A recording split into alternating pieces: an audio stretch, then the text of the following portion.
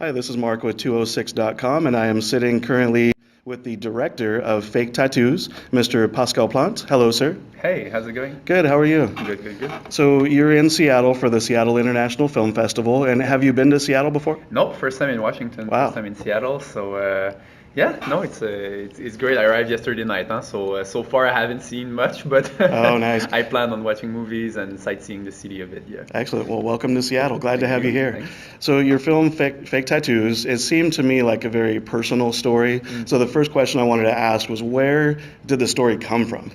Actually, so it's a romance. It's a punk romance between two characters.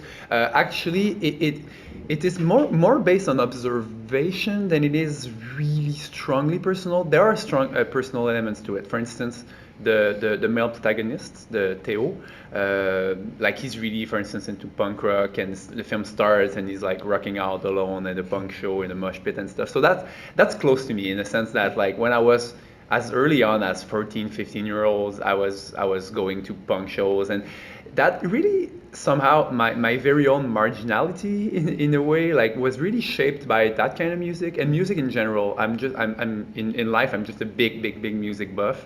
So music inspires a lot my writing process and my creative process in general. From music, then the characters unfold, and mostly I write characters first, and I even design playlists for them, so that helps Nice. me understand them. So like for instance, Mag is really into, for instance, the like feminist punk bands and Yeah. stuff like that. So that's kind of her side, and then Theo is more of a purist and like listens to like old school punk bands and stuff. So anyways, so from those characters, and I'm not writing with specific actors in mind too. I allow myself to just really kind of go along with the characters, and then it's a really simple story. It's basically a boy meets girl, summer love with the punk edge. But yeah, I tried to have a really loose, not chaotic, but loose and flexible storyline where you hang out with the characters and the film works for the viewer who ends up liking and becoming almost friends with the characters.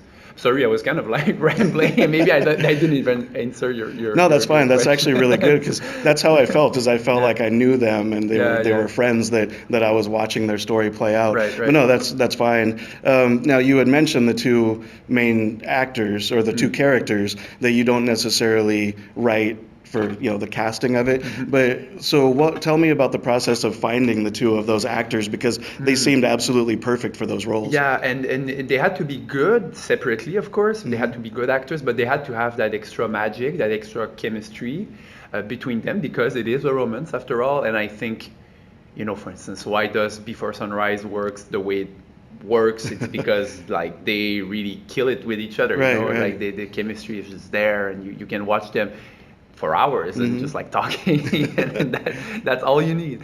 So we knew that we needed to have more than a strong cast. We need to have that magic and work on that magic, that it needed to be there. And because if we tried to create it with two like little like stars or two little good actors but that didn't have that extra thing, I don't think it would have worked.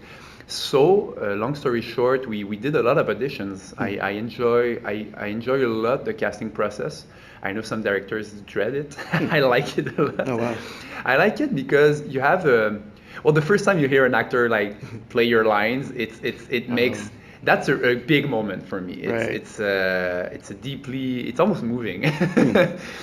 And yeah, so that's one. But also I'm still young. I'm 29, but I'm roughly 10 years older than the actors. So having people the age of the characters in a casting session, trying out the lines and trying out the role, I was listening to them more than I was trying to impose a vision on them, and that's always how I worked with actors anyway. And because they know they're 18, I'm not, and we get old really quickly. Right. So to get the feedback from them and a lot of the younger people that because I also wanted to have if the character is 18-year-old, I wanted to have an actor that was like minus or plus 1 year Right. from that range. So I saw actors that were. I just, in movies when you have 27-year-olds play 18-year-olds, it's you always Right. know. And even if you don't know, an 18-year-old would know. You Oh, know? absolutely, yeah. You It's a bigger difference oh at my that God. age. When you're in high school, like if you're 14 and somebody's 15, you know that Right. person's 50. So there's also that point of view, wanted to be Mm-hmm. true to them. Right. So I saw a bunch, and we our eyes were set on Anthony for the guy a bit more clearly. I think he stood out, and we saw Theo in him more than Mag, for instance, the girls. But we had a lot of good, great young actresses. Most of them were not really well known, but we reached out and we saw a lot of people.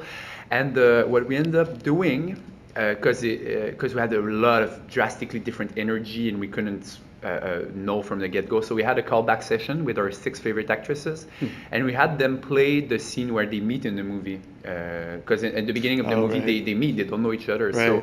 So we had Anthony basically speed date 6 actresses and play out the first scene. Oh, wow. And because and a lot all the other actresses were good, but some of them, love and romance in general, there's something mystical about it. Right.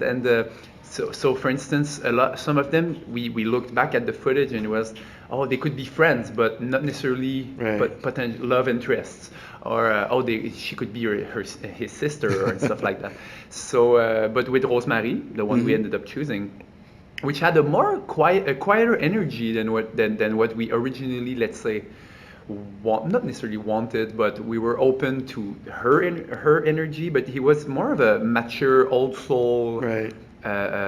kind of energy, and thank God we chose her. Thank God we chose her. That it gives much more depth to her, and yeah, their chemistry was just right on from the get-go. Right. So yeah. So into that process, when was the first time you put them together? It was, yeah, like I said, in the audition, in the casting stage, that callback session. And then we did just one like full-on reading of the script, and then we rehearsed on set. We didn't do like big. I have a weird relationship with rehearsals. I tend to, if anything, underdo it than overdo it, Right. to keep it fresh. And but they have to be ready. Like they have to be professional enough for to be ready and to at least know how the scene plays out. Right. And then we play on set, and we play, because I also like to design the staging on set too, like the way they interact with each other, the way they move in the scene, and then we adjust the camera work on them instead of imposing it on them. Right. Like they basically guide the whole mise en scène and staging. They saw each other once before. Okay. Like they were on a TV show. Like I think Anthony had a really small role, and then they met, and Oh, wow. Anthony was just cast, and he actually proposed, did you apply, like did you have the casting for that character? And she said, oh no, because she was actually like it was maybe too dogmatic of me, but she was actually 1 year older than what I envisioned. So that's why I like, and it was stupid. It's a stupid rule, right? But when we ended up doing is that instead of her being 18, like in the screenplay, we just had her be like 19 or 20s. Right. She was 20 when we shot the role, Okay. and we saw people from 17 to 19. Huh. But that was a bit too strict. Hey, In it worked out retrospect. though, yeah. Yeah, you might not have had that if you didn't Yeah. have that strict rule. So Yeah. no, it turned out well. So he ended up choosing her a bit, Oh, wow. in a weird way, because he was like, oh, I see the character in you, maybe like reach out, maybe try and do the audition. Her agent reached out, we had her come in, it was fine, and then in the callback session there was magic. So Oh, wow. yeah, it's a good karma. Yeah, I really like that you had mentioned like her vibe is sort of an old soul vibe, because to me, yeah, she's very, in a way, soft-spoken but strong-willed at the Right, same right. time. Yeah. And one thing I noticed, kind of her look, and I think there's a poster in her room of Courtney Love. Yeah. She kind of reminds me of Yeah, Courtney yeah. Love a little bit. Now, you said that you like build like their music playlist yeah, and yeah. stuff like that. Did you have any people like that in mind for her to like inspire from, or Oh, either of them really? I even burnt them like a CD. I'm old school, like still burn Nice. CDs. And yeah, it was like I think on the CD I burned her there was like a lot of PJ Harvey, Okay. Hole, like Kornilov, Yeah, yeah. and like Sleater Kinney, all of those like Riot Girls, 90s grunge. Right. So yeah, and we drew inspiration also for. We indulged for the room, like her room. We had so much fun, like with the art director. The art director was also really understanding of the vibe and the era and the references that we were shooting for. So yeah, we had so much fun, like putting on those posters. Yeah, and I love how they joke about the CD player. Yeah. It just felt like you got to know her just by seeing what was in her room. But that's to me one of the old master that was an expert at that is Jean Renoir. Like Jean Renoir does it all the time. Like let's say you have like the character, you introduce the room, and then usually you have like a really like a crazy camera work, and then you go to the character, and then you just saw, let's say, an office or his room, or just the space becomes also a great place to understand like all the psychology of a character. Right. And that to me is really inspiring because it's art direction gives a lot of info for the Right. character's psychology, brain, mind. So sorry, I was No, that's fine. I still get No, that's getting great. sidetracked. So one thing you had mentioned was the scene where they meet in the diner. Now that, unless I'm mistaken, that was a pretty long extended take, right? Now I love that type of like extended takes. Whenever I see that that's starting to happen, I get excited because I love how a scene will just play out. So tell me a little bit about your, I guess, philosophy on using extended takes, and how do you choose to go that route? To me, like long takes like this, because yes, you are right. The first scene is the more radical. I'd say it's 8 minutes. Yeah. The diner long take, but there's long takes like this peppered throughout the movie, and it was just really just because you talk a lot about the long takes, but it's intertwined with what's cutting, like what does cutting mean, right? Like, and I try to cut not to just create a fake rhythm, like a cinematic rhythm. I like to cut to. It's an expressive element, cutting. Like if you are like say, jumping to a close-up, or if you are going from like this scene to the next, what does it mean? When do you stop? And to me, that's that. I reflect a lot on what cutting, and I don't just try to use editing as a automatic like. Because a lot of people do. A lot of people just like, oh, that's the way you create rhythm. But I strongly disagree with that. I think rhythm could potentially be created by what you see, by camera movement, and also the long takes. Though there's one thing I'd like to say is that a lot of people use long takes as in a bit of a flashy way. It always becomes kind of a contest of like how crazy can my long take be, and you'll never be crazier than the Touch of Evil intro, or you're never gonna be crazier than like the Goodfellas getting into the restaurant. You're never, you see, like they've been done like they're really exciting, and there's even like a feature like Russian Ark has been done, you know what I mean? It's like that kind of way of approaching long takes to me is, on the one hand, it's exciting, but it's exciting from the technical standpoint, and I try to have it way more erased, where it was to for the viewer to actually empathize in a different way with the characters, which is like. I just come from the philosophy of, let's say you're having a beer with a friend and you're just having a good time. Time flies. Time flies. You're just in good company, and time flies basically. The rhythm, the time is so relative in those moments. And I try to create a logic where you hang out with them in real time, and you almost forget that it's 8 minutes long, and it does do that, because this diner scene, the 8-minute one, my producer was like, okay, this one you might have overdone it. Like, let's just get coverage. Let's just get a single on him, single on her, just in case. And I was fine with that. All right, you never know. And I did, and I even tested it out in the editing. And the scene when I decided to start, let's say mid-scene, to start cutting, then almost instantaneously when I start cutting to single takes, it's as if everything they say has to be important, or else the viewer takes a step back, and and it becomes almost boring in a weird way. So the long take actually, not only it helped the rhythm, and it helped the way you empathize and you connect with them. And I always like to see, I like two shots. I move a lot my hands myself, so I think body language is a really great tool to analyze like the characters and people in general. And I like two shots because then the editing is in the viewer's mind. If you want to look at her, you look at her. If you want to look at him, you look at him. If you want to look at the hands, you look at the background. You have like time to, your eyes can wander. And I think a lot of movies don't allow you to to have that kind of freedom, because it is a freedom. No, I agree. Like one of the things that I really love about, again, talking about that particular scene is how you're able to look at whatever, like you're saying, whatever you want to choose to look at. So while she's saying something, he's making subtle movements and his eyes are looking a certain way and his facial expressions.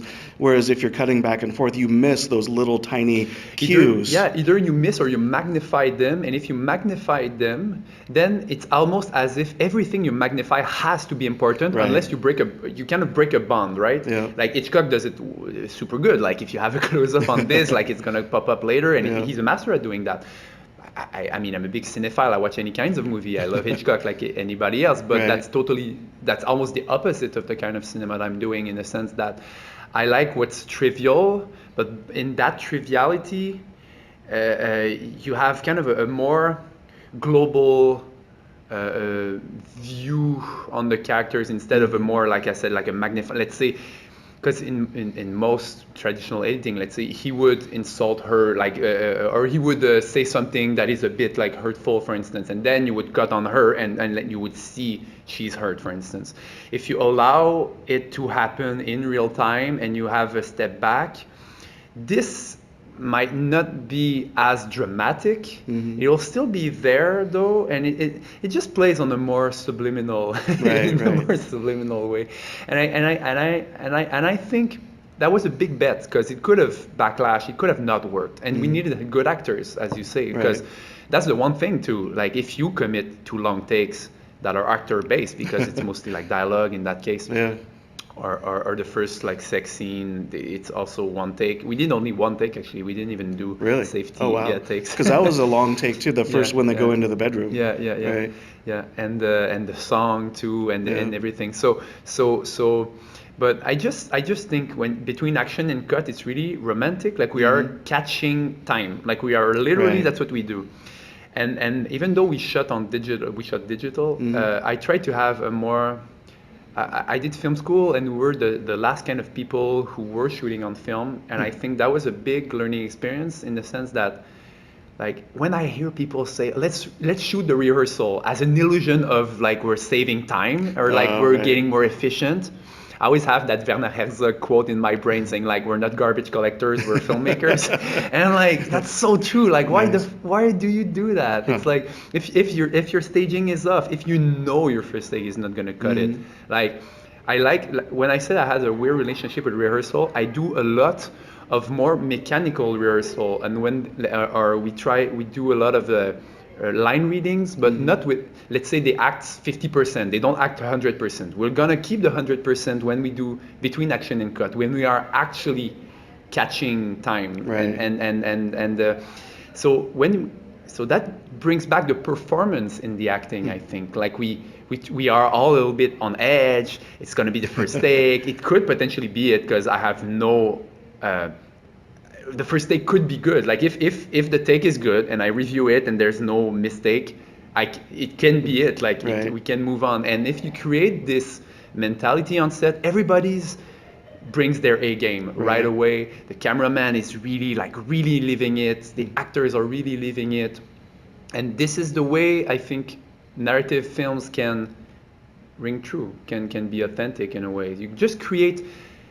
Maybe it's my background in sports. Like I used to do sports a lot, like at a high level. But let's say you ask a runner to like run. Run the fastest you can. Do 100 meter. Go. And then do it again. He's just gonna go slower and slower and slower and slower, because you get more tired. But an actor is a bit like that. You can get emotionally tired.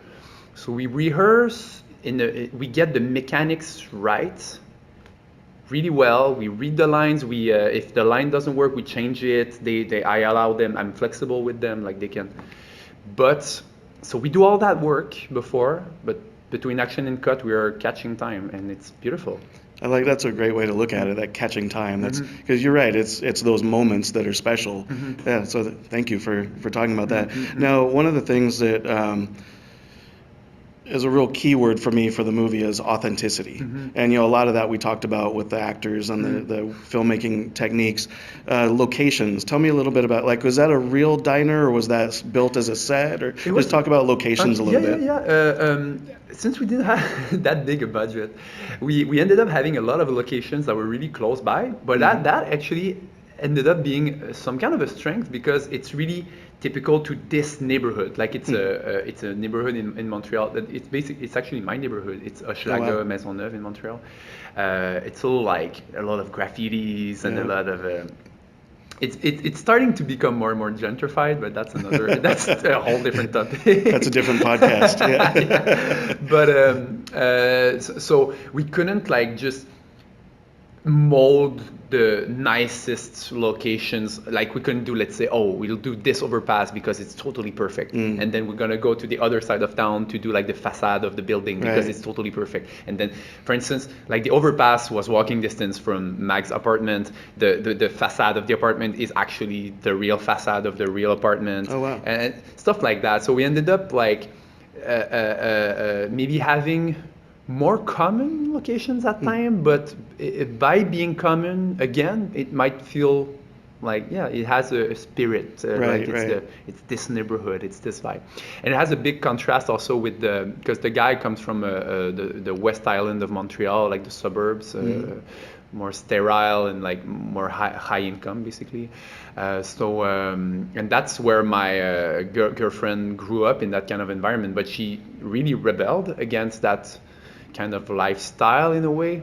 Like when I describe my movie, and especially Theo's character, it's like a punk from a wealthy family, and I think it's totally, we see that a lot. I see that a lot. Like you rebel against your privilege almost, right? And because a lot of punk films, and it's great. I mean, that's where it comes from, that whole culture, but it's not living in the street kind of punk culture at all in my movie at all. So yeah, and for instance, the diner was a real diner in the neighborhood close by. We shot overnight.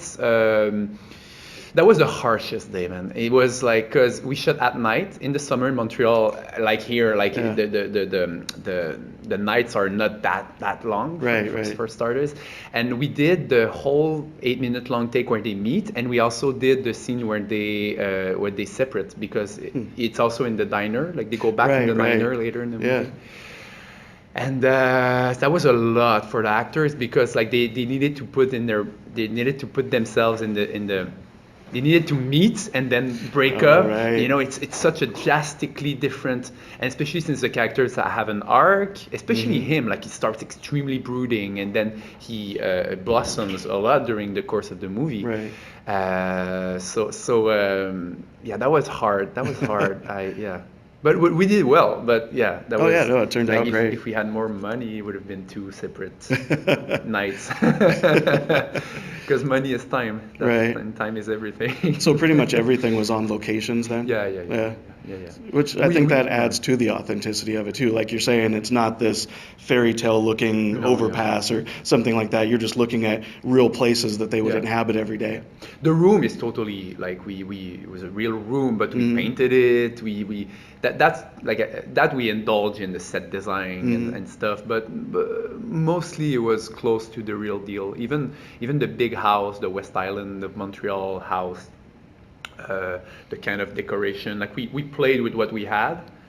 That made us have an illusion of production value, where actually we were just there. And the one thing we kind of stole actually is the beginning of the movie is like there's a punk show. We actually like bought ticket for it was a Streetlight Manifesto concert, and we went in, and we just like we didn't shoot the musicians, because then we could put any music that we had the rights on top of it. But like, yeah, we smuggled like a black magic pocket, like a little Yeah. like camera Yeah. in the producer's purse. We bought 3 tickets. It was me, the director of photography, and the producer. No, 4 tickets, and then the actor. And then yeah, we shot what we needed to shoot, and then we kept watching the concert. Wow, that's awesome. So we kind of stole a bit of production value. I think that's you always want to like. I don't get think the anybody's most- going to complain about Yeah, that, though. Yeah. No, yeah. But we try to get the most out of what you don't have. Right, right. Well, and you know, having that as a real concert too, it's not something, because sometimes you can tell when there's like extras brought in to be a crowd. You know, you can kind of tell that it's just that built atmosphere. Where this, you know, in that it's at the very beginning, Yeah. that concert, it really feels like you're there at that concert. So, you know, it definitely works for the production Yeah, value. and that's the kind of colors that we gave the movie, because having that as kind of an intro setup, almost a documentary feel, makes for everything that's follow. I think you're more, as a viewer, you're more aware of, okay, that's gonna aim. The film is gonna shoot for authenticity. It's gonna shoot for realism. And I think like putting that, almost having a documentary backdrop and stealing a few shots here and there, and Right. then you have your extras brought in, and you try to make it as authentic as possible, and yet you know you're completely shaping it. Right. But you just had a real scene before, like, so. Anyways, it just puts the viewer in the mindset where you almost forget that you're in the narrative. Hopefully, that's what happens, and later on in the movie, I do a few tricks here and there. There's like a slow motion sequence. There's a bit of a like non-diegetic music playing in here and there.